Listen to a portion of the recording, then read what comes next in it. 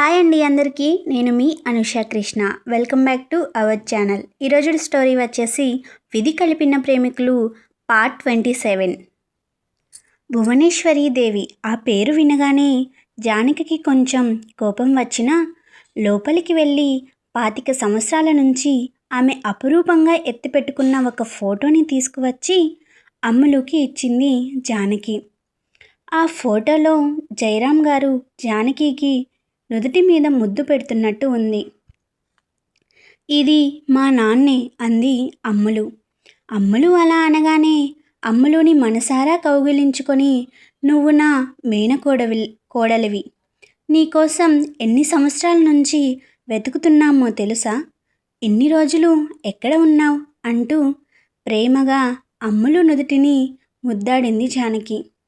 జానకి అమ్ములుని ప్రేమగా హత్తుకుంటే ఈ భాగ్యం నాకెప్పుడు దక్కుతుందో అనుకుంటూ జరిగేది చూస్తున్నాడు నవి.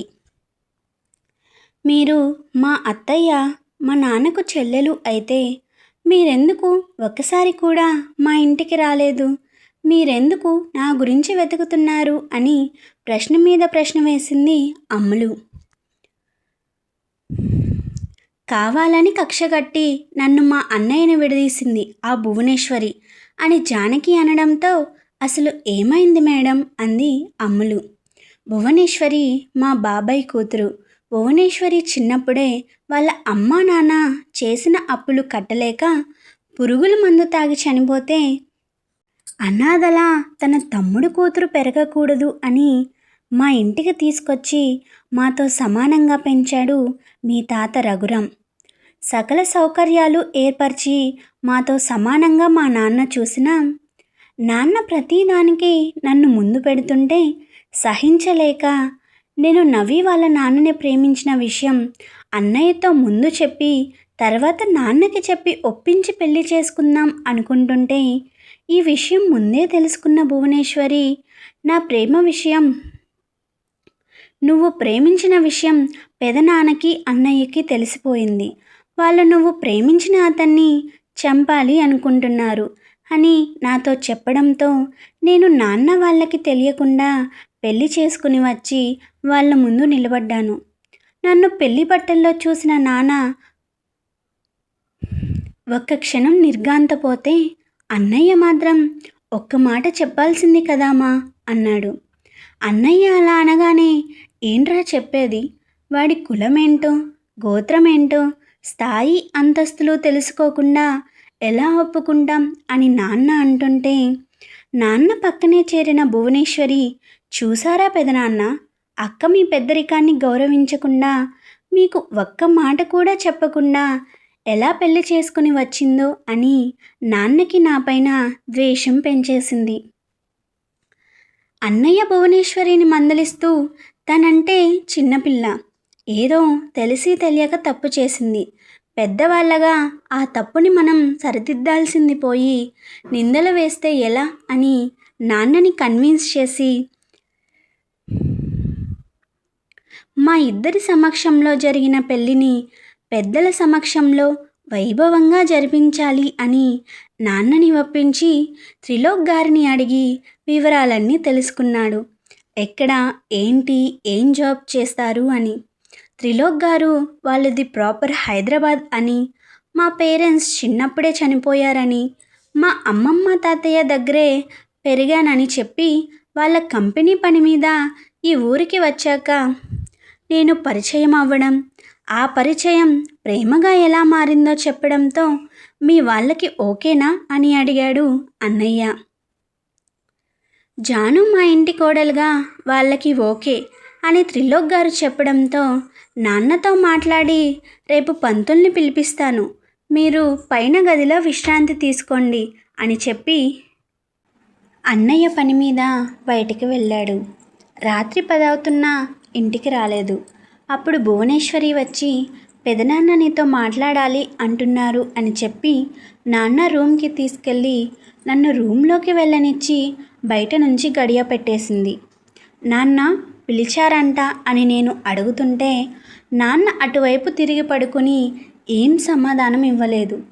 నన్ను క్షమించండి నాన్న అంటూ నాన్న కాళ్ళకి నా తల ఆనించి ఏడుస్తూ ఉంటే అమ్మా అన్న నాన్న గొంతు బాధతో వినిపించడంతో తల ఎత్తి చూసిన నాకు ఎవరో ఒకతను నాన్నని పొడి చేసి కిటికీలోంచి దూకి వెళ్ళిపోవడం గమనించి ఒక్క క్షణం అసలు అక్కడ ఏం జరిగిందో అర్థం కాని అయోమయ స్థితిలోకి వెళ్ళిపోయాను.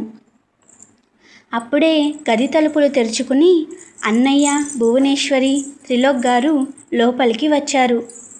నాన్న తన కడుపులో గుచ్చుకుని ఉన్న కత్తి వల్ల బాధతో విలవిలలాడుతుంటే ఆ కత్తిని నా చేత్తో పట్టుకుని బయటకి లాగాను. అదే టైంలో గది తలుపులు తెరుచుకుని లోపలికి వచ్చిన అన్నయ్య త్రిలోక్ గారికి రక్తంతో కారుతున్న కత్తిని పట్టుకుని ఉన్న నన్ను చూపిస్తూ, చూడన్నయ్య, పెదనాన్న తన ప్రేమని కాదు అన్నారని అక్క ఎంత పని చేసిందో అంది భువనేశ్వరి.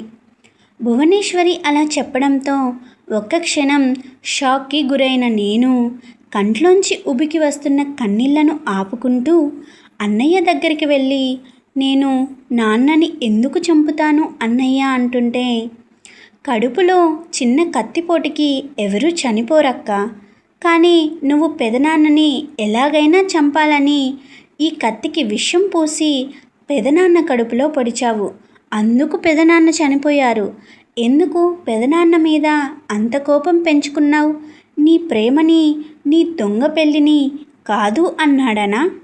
అయినా అన్నయ్య పెదనాన్నతో మాట్లాడి మీ పెళ్ళికి ఒప్పిస్తాను అన్నాడు కదా, ఎందుకు తొందరపడ్డావు? ఓ, పెదనాన్న నీకు ఈ ఆస్తిలో వాటా ఇవ్వడని ఇలా చేశావా?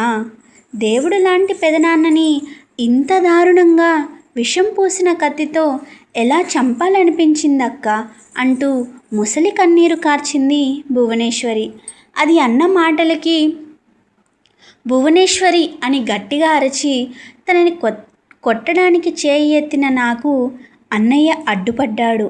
ఏంటన్నయ్య, తను నా గురించి అలా మాట్లాడుతుంటే నువ్వు సైలెంట్గా ఉన్నావు అని నేను అడిగితే అన్నయ్య కోపంగా తన బాధని కంట్రోల్ చేసుకుంటూ, ముందు జరగాల్సిన కార్యక్రమాలు చూద్దాం అన్నాడు. నాన్న కర్మకాండలు పూర్తయ్యాక అన్నయ్యతో మాట్లాడదామని అన్నయ్య గదికి నేను త్రిలోక్ గారు వెళ్ళాం.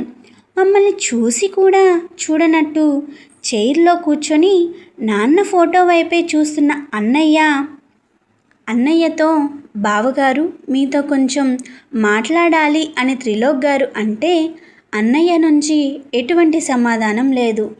అన్నయ్య మాట్లాడకపోవడంతో నాన్నని నేనే చంపాను అని అన్నయ్య నమ్ముతున్నాడు అన్న ఊహే నేను భరించలేక ఏడవడం స్టార్ట్ చేశాను. నాన్న నన్ను వదిలి వెళ్ళిపోయారు అన్న బాధ ఒకవైపు, నాన్న చావుకి నేనే కారణం, నేనే చంపేశాను అని అన్నయ్య అనుకుంటున్నాడు అన్న బాధ ఇంకోవైపు.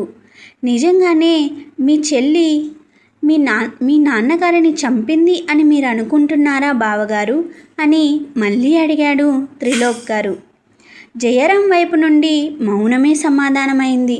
జయరాం మౌనం జానకి తట్టుకోలేక ముందే వాళ్ళ నాన్న చనిపోవడం వల్ల ఏడ్చి బాగా నీరసించి ఉండటం వలన కళ్ళు తిరిగి పడిపోయింది. జానకి ఎలా కింద పడిపోయినా జయరాంలో ఏమాత్రం చలనం లేదు. కింద పడిన జానకిని త్రిలోక్ అతని చేతులతో ఎత్తుకుని, నీ చెల్లి నాకు పరిచయం అయ్యి 1 సంవత్సరం అయింది బావా. ఈ సంవత్సరం కాలంలోనే తను ఎలాంటిదో, తన మనస్తత్వం ఎటువంటిదో నేను అర్థం చేసుకున్నాను. కానీ నీతో పాటు పుట్టి పెరిగిన నీ చెల్లిని నువ్వు అర్థం చేసుకోలేకపోయావు. మన కళ్ళు ఒక్కొక్కసారి మనల్ని మోసం చేస్తాయి. వాటికి అలుముకున్న పొరలను తీసి చూస్తే నిజమేంటో తెలుస్తుంది. కనీసం ఏం జరిగిందో చెప్పే అవకాశం కూడా తనకి నువ్వు ఇవ్వట్లేదు. నిజమేంటో తెలిసిన రోజు నువ్వు చాలా మానసిక క్షోభ అనుభవిస్తావు జానుని అపార్థం చేసుకున్నందుకు అని జయరాంతో అని జానకిని అక్కడి నుంచి తీసుకుని వచ్చేశారు త్రిలోక్ గారు. త్రిలోక్ గారు జానకి గారిని తీసుకుని వెళ్ళిపోయాక భువనేశ్వరి జానకి గురించి జయరాం గారికి చాలా బ్యాడ్గా చెప్పి జయరాం గారి మనసు విరిచేసింది. తర్వాత జయరాం గారు ఎప్పుడు జానకి గారిని కలవాలని అనుకోలేదు. నాన్న దూరం అయిన బాధ, అన్నయ్య అర్థం చేసుకోలేదు అన్న బాధ ఉన్న మనసులోనే దాచుకుని బాధపడుతున్న జానకి గారిని పుట్టింటి వాళ్ళు ఎవరూ గుర్తురానంతలా వాళ్ళని మరిపిస్తూ చూసుకుంటున్న త్రిలోక్ గారి ప్రేమలో జానకి గారి బాధకి స్వాంతన దొరికింది. ఒకరోజు ఏదో పని మీద వాళ్ళ ఊరిలో ఉన్న హాస్పిటల్కి వెళ్ళిన జానకి గారికి యాక్సిడెంట్ అయ్యి చనిపోయిన జయరాం గారి మృతదేహాన్ని తీసుకెళ్తున్న భువనేశ్వరి సుధాకర్ కనిపించారు కొంచెం దూరంలో. జయరాం గారిని ఆ స్థితిలో చూసిన జానకి గారు అన్నయ్య అంటూ అక్కడికి వెళ్ళేలోపు ఆ అంబులెన్స్ వెళ్ళిపోయింది. నన్ను ప్రాణంగా చూసుకున్న నీ చివరి చూపుకు కూడా నేను నోచుకోలేకపోయాను అన్నయ్య అంటూ అక్కడే మోకాల మీద కూర్చున్న జానకి గారికి జయరాం గారిని అంబులెన్స్లో ఎక్కించేటప్పుడు అతని చేతి వేలి నుంచి జారిపడిన ఉంగరం కనిపించింది. విన్నారు కదా, ఇది ఇవాల్టి విధి కలిపిన ప్రేమికులు స్టోరీ. నెక్స్ట్ వీడియోతో మీ ముందుకు వస్తాను. ఈ వీడియో మీకు నచ్చినట్లయితే లైక్ చేసి సబ్స్క్రైబ్ చేసుకోవడం మర్చిపోవద్దు. అంతవరకు keep smiling. This is Anusha Krishna signing off.